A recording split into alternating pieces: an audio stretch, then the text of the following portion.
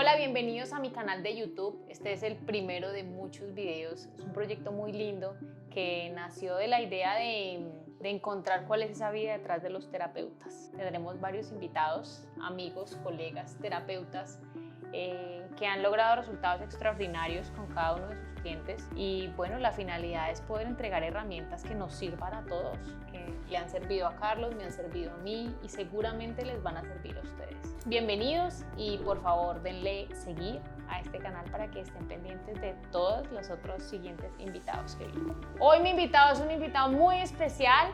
Carlitos, bienvenido. Bueno, yo tengo formación en educación y psicología, particularmente trabajo en el campo de la psicología clínica, todo lo que tiene que ver con procesos de acompañamiento en terapia de manejo de trastornos como ansiedad, depresión, todo lo que tiene que ver con trastornos obsesivos compulsivos, con trastornos por estrés postraumáticos, en general todas las patologías mentales que hoy en día están, y después de la pandemia sí que exacerbadas, ¿no? Están en un nivel muy alto. De hecho dice la OMS que 1 de cada 8 personas tiene un trastorno mental. Y hoy es necesario atender los requerimientos de la salud mental. Entonces, ese es el enfoque fundamental. Creo que mi propósito grande de vida es democratizar la salud mental, ser una persona que pueda dar elementos y herramientas para poder aprender a autoconocerse y aprender a entender de que en la vida es posible vivir en equilibrio. Que eso no implica que no vamos a tener problemas, que eso no implica que entonces nunca vamos a volver a experimentar algún tipo de emoción negativa. Es parte de la vida, es parte constitutiva de la vida. Pero creo que la maravilla de la terapia o el mayor aporte es que te da conciencia.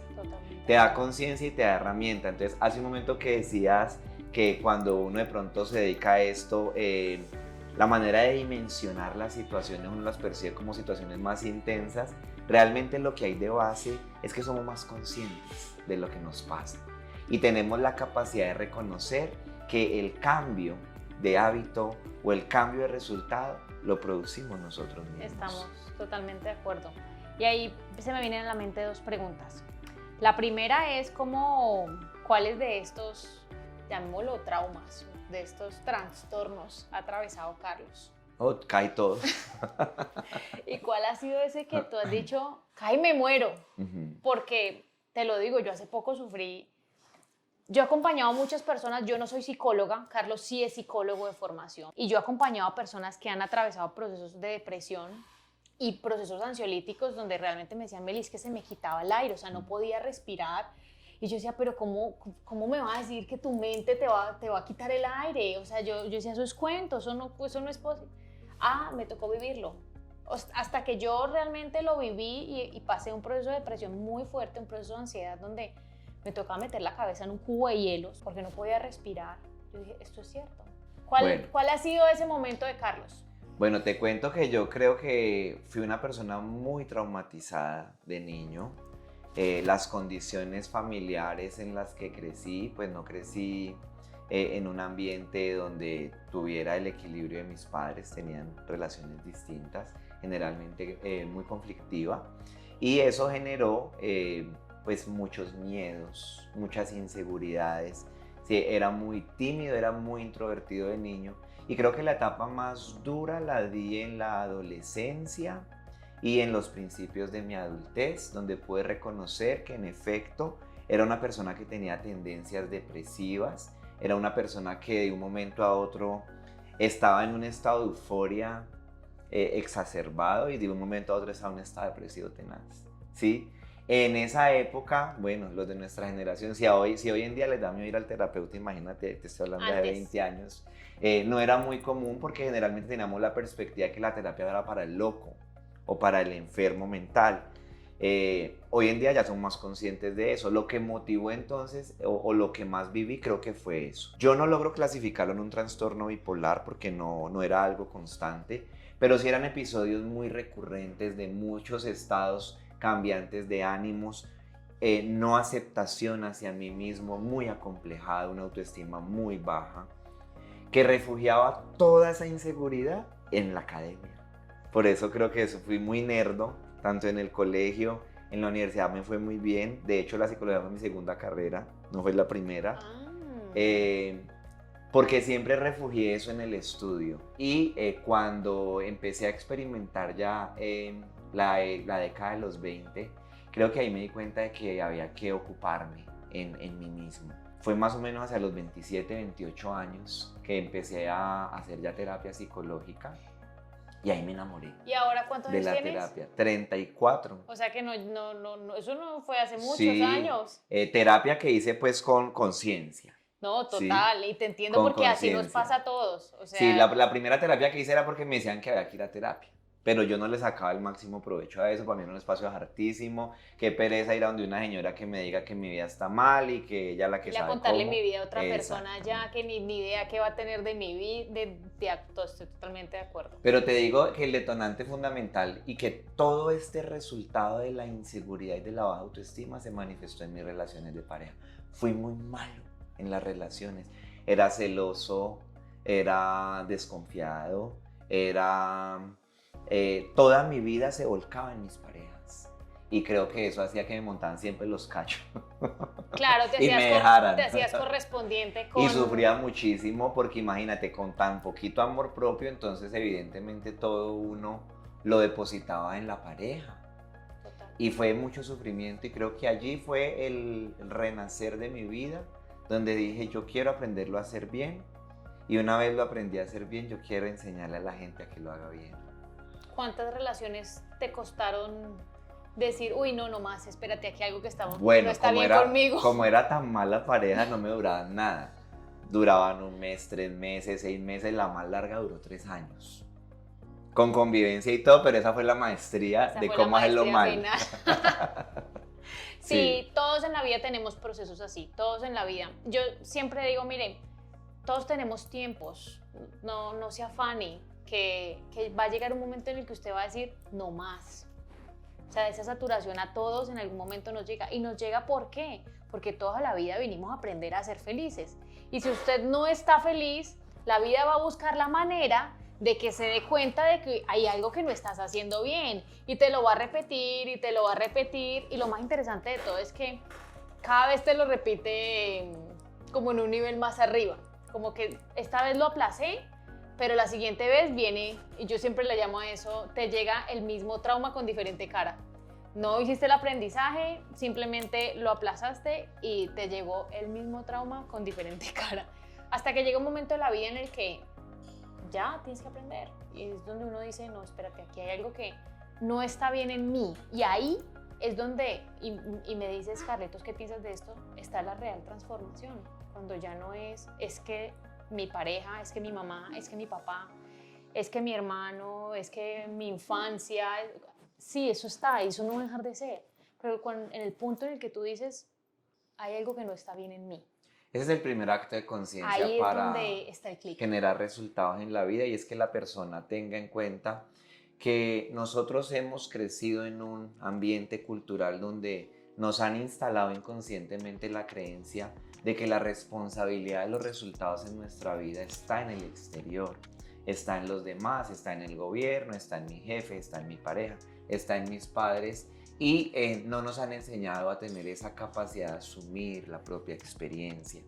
El proceso que dices tú, Meli, es súper clave porque esos puntos de inflexión o esos puntos donde yo ya me canso, me saturo de obtener el mismo resultado, son los que me permiten poder tener una apertura mental para escuchar una información distinta. Antes no. Porque mientras tú creas que tienes la razón, vas a actuar de acuerdo a eso. Es que nosotros actuamos de acuerdo a nuestros sistemas de pensamiento. Eso es lo que genera el comportamiento y es lo que genera los resultados. Mientras yo no sea consciente de que yo mismo genero resultados distintos, no llegas a terapia y no llegas a ningún acto de conciencia para decir lo puedo hacer de una manera distinta. Total. Estoy totalmente de acuerdo. Cualquier persona que llegue a un proceso terapéutico por obligación, yo digo no. O sea, definitivamente, hasta que tú no estés listo, hasta que tú no sientas ese deseo de querer aprender algo diferente, no, espérate, te va a llegar. Y al papá desesperado, necesito que veas a mi hijo porque está en esto y esto y eso, pero el peladito ni está, o sea, ni quiere recibir información. Yo le digo, espérese, porque le va a llegar su momento de querer aprender. Y ese es el verdadero clic, cuando uno busca la información y quiere que algo sea diferente en sí mismo. También teníamos un tema me habías hablado del tema de la salud mental. ¿Cómo ves este tema hoy en día, Carlitos? Gravísimo. Después de la pandemia, como decía hace un rato, en estas cifras recientes, año 2022, junio del año 2022, la OMS en su último boletín dice 1 de cada 8 personas tiene un trastorno mental y 1 de cada 4 padece episodios que pueden conducir a un trastorno mental. De hecho, el pasado 10 de octubre se celebró el Día Internacional de la Salud Mental y es realmente preocupante y alarmante las cifras porque ¿saben qué es lo más importante de esto?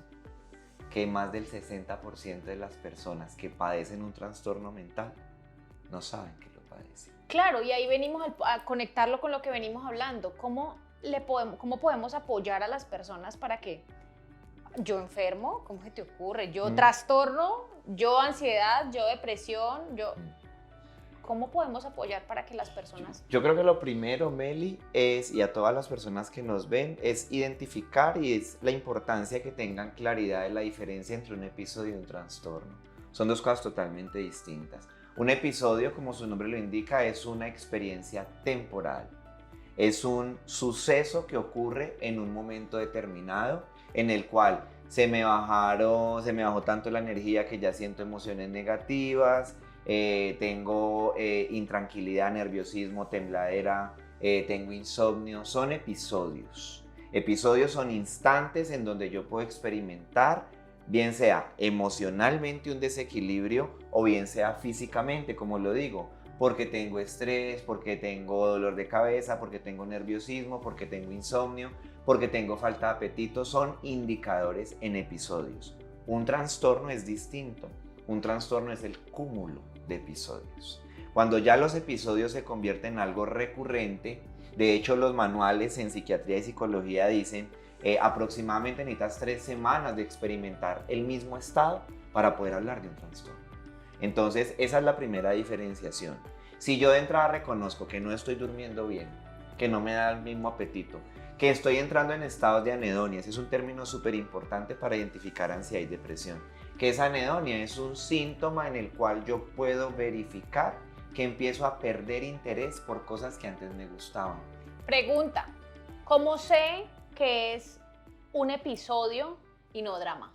Esa es una muy buena pregunta. Eso tiene que ver mucho con la característica de la personalidad del individuo. Porque está muy socializado, ¿no? Sí. Y sobre todo en el tema de relaciones personales. Sí. Es que tú eres una dramática, eres una showcera, tú de todo haces una guerra en un vaso de agua y yo internamente me pregunto, bueno, ¿en qué punto es realidad drama o en qué punto en realidad yo estoy en un episodio que me va a llevar a un trastorno y no le estoy poniendo cuidado? Es muy fácil identificarlo, porque muchas veces hacemos drama por sencillamente llamar la atención, pero el mayor indicador es el equilibrio interno y mental.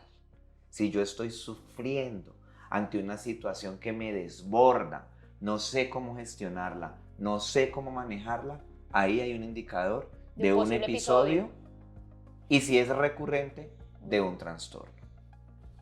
Entonces, ¿cuáles son las 3 enfermedades que hoy en día más del 60% de la población tienen por la misma dinámica en la que tenemos? Y es los trastornos de ansiedad, que se pueden verificar por la incapacidad de poder controlar la mente y de experimentar generalmente en adicciones nuestras actividades diarias. Adicciones al alcohol, adicciones a las drogas, adicciones a los teléfonos, adicciones al sexo, adicciones a cualquier tipo. ¿La adicción al conflicto existe? Pues hay personas que tienen... Que les encanta pelear por todo. Sí, claro, eso es una característica de la personalidad y son personas que son totalmente instintivas. Su modo de actuar es la reacción y es totalmente inconsciente, ¿no? Eso es un tipo de personalidad que se caracteriza. Tú que conoces mucho de la herramienta del enneagrama, esa es la triada del 1, del 8 y del 9. Son los totalmente reactivos. Para quienes no conocen de enneagrama, ya tendrán la oportunidad en el canal ver algún video donde puedan Tenemos un experto de enneagrama. Esta información, que es una herramienta muy valiosa. Pero esto para decir que la ansiedad hoy en día generalmente es un trastorno muy común y es silencioso. Silencioso en el sentido en que cuando la persona ya toma conciencia que lo tiene, ya es un trastorno. El segundo es la depresión, los trastornos por depresión, que se parece mucho a la ansiedad, pero tiene una variabilidad, es que la ansiedad se experimenta físicamente, mientras que la emoción es mental, ¿sí? Y la emoción, la depresión, perdón, la experimento porque pierdo totalmente el sentido de la vida, pierdo las ganas de hacer las cosas que antes disfrutaba realizar y entro en conflicto de relaciones, entro en aislamiento y eso genera un conflicto a nivel de todos mis resultados externos, no solamente en términos de que me afecta lo económico y lo relacional, sino que lo que más afecta es la salud. Porque una persona con un trastorno de depresión es altamente susceptible a cualquier enfermedad porque su sistema inmune se debilita. Pero hay una que es más grave que estas dos y casi no se habla de ella, y son los episodios crónicos de estrés. El estrés es una reacción psicofisiológica del cuerpo que se experimenta cuando yo segrego excesivamente cortisol en mis glándulas suprarrenales y el cortisol, que es una sustancia, es un neurotransmisor que es necesario para alarmar al cuerpo ante una experiencia de alerta, es necesario el cortisol, pero cuando no tenemos la capacidad de poder reconocer que ya no estamos en peligro para que el cortisol se baje y sigue allí, el cortisol lo que hace es debilitar el sistema inmune. Hoy en día las enfermedades cardíacas en gran medida están originadas por los episodios altos de estrés. Estoy totalmente de acuerdo de eso. ¿Cómo Carlos se dio cuenta de esto? Que no hubiera sido por la academia. Sí, primero viviéndolo porque era muy... Yo me preocupaba mucho y yo me deprimía. Yo decía, no entiendo por qué hoy no tengo ganas de hacer nada si ayer tenía ganas de hacer, ¿sí? Y cosas que me gustaba y que disfrutaba mucho ya no las valoraba. Entonces yo me refugié en el alcohol. Ese fue mi vicio. Yo nunca fui de drogas. Nunca tuve algún tipo de adicción distinta más que... Y era una adicción silenciosa. ¿El alcohol? Porque es la adicción social, exacto. Adicción entonces yo social. cada 8 días de fiesta, ¿sí? Y si en el fin de semana no había una fiesta, para mí eso no me daba paz. Era intranquilidad. Y en la fiesta pasaba algo particular, que hasta que no quedara hincho en la perra, yo no estaba feliz. Y al otro día era padecer las consecuencias. No solo del guayabo físico, sino emocionales, porque claramente cuando tenemos un alto nivel de consumo de alcohol, el alcohol deprime el sistema inmune y deprime el sistema nervioso. Entonces, no digo que hoy en día no me guste la fiesta así, pero lo hago mucho más controlado y mucho más consciente. Y ya no me voy a esos excesos que los hacía por buscar estados de euforia permanente. ¿Pero qué fue lo que hizo que tú dijeras, aquí hay algo que no está bien conmigo? Creo que lo vine a entender cuando me gradué de la universidad y cuando ya estaba trabajando y cuando ya sentía que todo esto era para qué, no era feliz. No había un sentido, un propósito en la vida claro y lo camuflaba en eso, en los amigos, en la rumba, en la fiesta, en el trago y me sentí en un pozo tan negro que empecé a buscar opciones. La primera opción que busqué fue la religión. Iba a misa, me volví camandulero. Iba a misa todos los domingos buscando herramientas que me daban una paz temporal, una paz muy transitoria. Funcionaba en su momento. Pero luego empecé a vivir una crisis muy fuerte con la enfermedad de mi papá. Mi papá tiene un trastorno afectivo bipolar. Y esa enfermedad de él fue muy dura para mí porque me confrontó en todos los escenarios. Entonces ahí la religión dejó de ser suficiente. Y empecé a buscar más cosas. Entonces me acerqué más hacia las corrientes espirituales, me acerqué al budismo, me acerqué a las corrientes orientales de pensamiento y llegó un punto en que conocí una información que me encantó. ¿Qué estabas buscando? Estaba buscando respuestas, estaba buscando cuál era mi propósito, por qué yo vivía esas situaciones tan duras, por qué no podía ser feliz siempre, por qué no era feliz en mi trabajo, por qué había estudiado una carrera que no me gustaba. Porque, como les dije, la psicología fue la segunda carrera, fue cuando ya tuve la claridad, licenciatura en matemáticas. ¿Sí? O sea, totalmente distinto a lo que hago hoy en día. O sea, de licenciatura en matemáticas a psicología. Exactamente, entonces, pero era una búsqueda, no tanto por lo profesional, porque generalmente, si bien en algún momento de mi vida tuve una gran crisis financiera, el tema del dinero nunca ocupaba el primer punto de mis prioridades. Era la búsqueda de relaciones estables. era la búsqueda de sentirme amado, de sentirme aceptado, de sentirme reconocido. Creo que eso fue la parte de dolor más grande que tuve y fue lo que me conectó con poder llegar a Claro, y eso. pasar relación en relación y decir, fue pucha, no No toda la encuentro. sufría. O sea, no encuentro, Terrible. sufro. Entonces empiezo a buscar información a ver si encuentro. Y fue por allá en el año 2015. Imagínate cómo llego yo a esta información y cómo decido que quiero en mi vida dedicarme al camino de la terapia, al camino del desarrollo personal. Con un gran amigo mío, que ya tendrá la oportunidad de entrevistarlo, Andrés, nos metimos a una red de mercadeo que se llamaba Amway. Y esa red de mercadeo, a mí los productos me importaban cero. Lo que me gustaba era que uno lo ponían a leer libros y lo ponían a ir a eventos donde lo entrenaban, y en los eventos eran de desarrollo personal. Y entonces hablaban de que uno podía lograr lo que uno quisiera en la vida y y a mí ese discurso me gustó. Y yo compré ese discurso. Claro. Y yo compré los libros y me volví, siempre he sido muy, muy estudioso. Me devoraba libros. Y creo que ese fue mi despertar. Ahí empecé. Le agradeceré toda la vida a esa oportunidad que me dio ese momento de emprendimiento, porque lo hice muy mal también. Quebré horrible. Pero aprendí que por ahí era la cosa. Y que era posible uno pensar y actuar y generar hábitos distintos. Y creo que ese fue el comienzo, Meli. Y fue como 5 años después que me decidí a estudiar psicología. Y hoy en día soy enamorado profundamente de este campo. Creo que no hay una cosa distinta a la que yo quiera hacer y servir desde acá y darle herramientas a las personas desde mi propia experiencia. Una persona traumatizada, con una autoestima en el piso, con muy malas relaciones, hoy en día poder decir, wow, yo me veo hacia atrás y digo, me reconozco, me falta mucho, claro. Me da depresión hay veces, claro, claro que sí, pero salgo más rápido de los estados emocionales. Es cierto. Entonces creo que eso es lo más lindo y lo más bonito de este trabajo que hacemos. Ese es el regalo de la autoconciencia, sin duda Total. alguna. Nos seguimos yendo al mierdero, o sea, nos sigue doliendo y seguimos pasando momentos que, pucha, son fuertes, pero me demoro menos.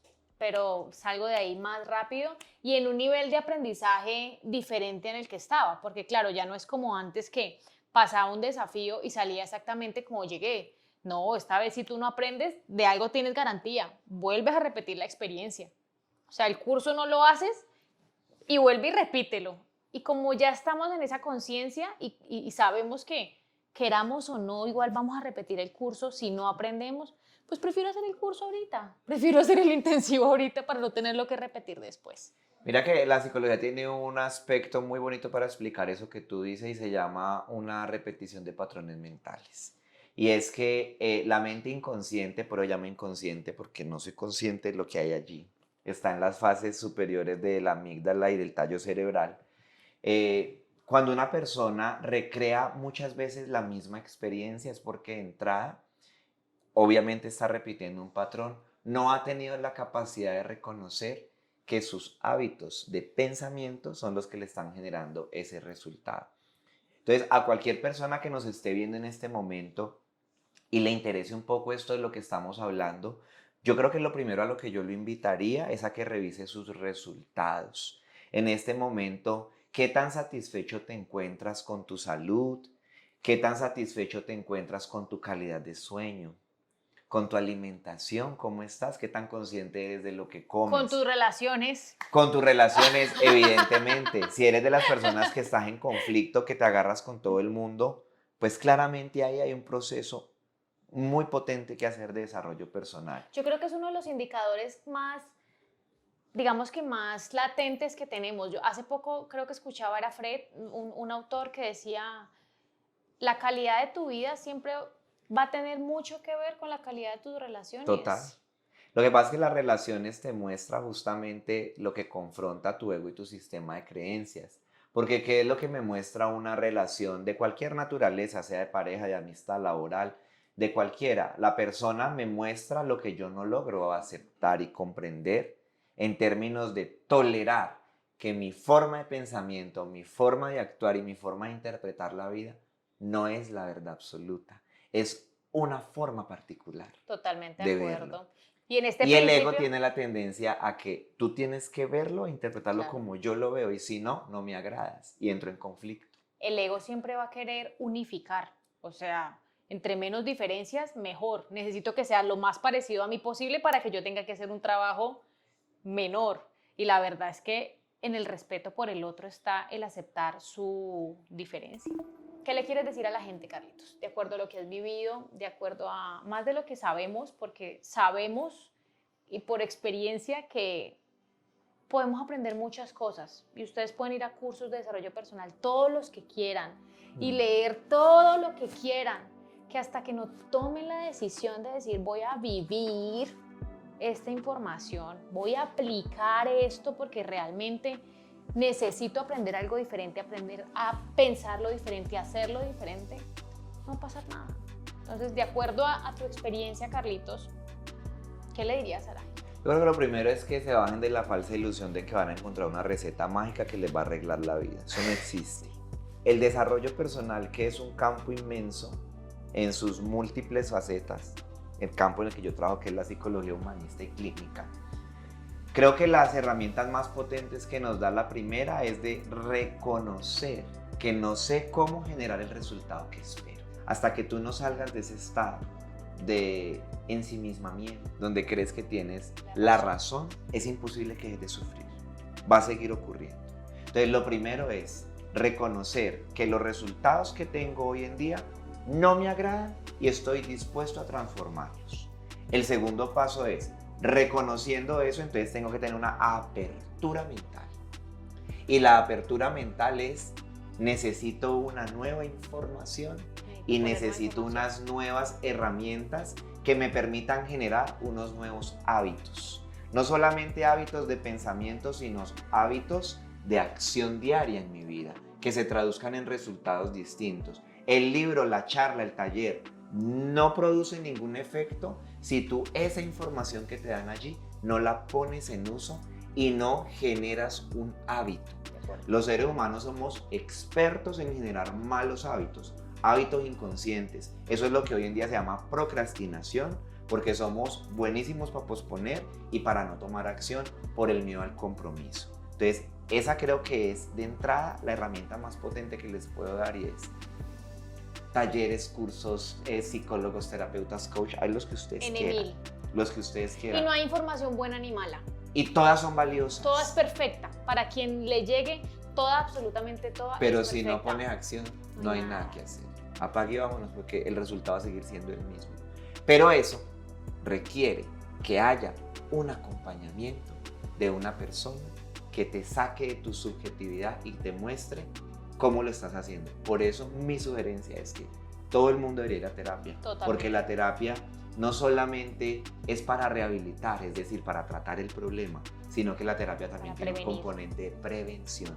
Si toda la gente fuera a terapia cuando está bien, créanme que nos ahorraríamos el colapso del sistema de salud y de las relaciones en una manera inmensa. Totalmente de acuerdo. Deseamos con todo nuestro corazón que esta información haya llegado a ustedes y la pongan en práctica. Si no, no se preocupen que por allá en unos años van a decir, ay, yo vi un canal, yo vi un video que me dijeron que esto iba a pasar, si yo no ponía cuidado, venga, yo lo veo otra vez, va a pasar. No se preocupen que a todos nos llega nuestro momento de evolucionar, de aprender nueva información, porque aquí todos vinimos a ser inmensamente felices, todos vinimos aquí a vivir en paz. Cualquier estado en este momento que no tengas asociado a eso, no te preocupes, que te va a llegar tu momento de aprendizaje. Un abrazo a todos y gracias, Carlitos. Gracias, Meli, por la invitación. Gracias a todos. Un gran abrazo. Sigan a Carlitos en sus redes sociales. Jaramillo Coach en Instagram, y por ahí pues les compartiré todo. Carlitos lo tiene que unos cursos regios espectaculares, así que invitadísimos todos a tomarlos. Un y abrazo. todos sigan a Meli, que es una tesa. La admiro profundamente. Gracias. Chao.